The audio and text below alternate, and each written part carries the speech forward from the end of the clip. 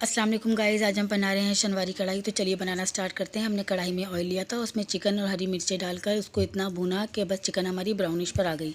फिर हमने garlic paste इसमें ऐड किया और उसको भी इतना हमने भुना है कि बस इसका कच्चापन निकल जाए। जब इसका कच्चापन निकल जाएगा तो हमने बस टमाटर इसमें ऐड करने हैं और ढककर इतनी देर के लिए रखना है कि इसका बस इसकी स्किन आराम से उतर जाए।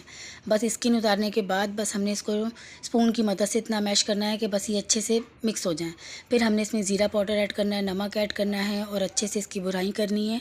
और जब इसमें ऑयल ऊपर आने लगे तो हमने half table spoon black pepper इसमें ऐड करना है और 2 सेकंड भूनने के बाद बस फिर हमने इसको हरी मिर्चें, हरा धनिया और अदरक के साथ इसको गार्निश कर लेना है। लीजिए, हमारी मज़ेदार सी शनवारी कढ़ाई रेडी है। आप लोग ज़रूर बना के ट्राई कीजिएगा। ये इतनी मज़ेदार, सॉफ्ट एंड जूसी बनकर तैयार हुई थी। तो आप लोग ज़रूर बना के ट्राई कीजिएगा और रेसिपी अच्छी लगी हो तो लाइक शेयर करना मत भूलिएगा। अल्लाह हाफ़िज़।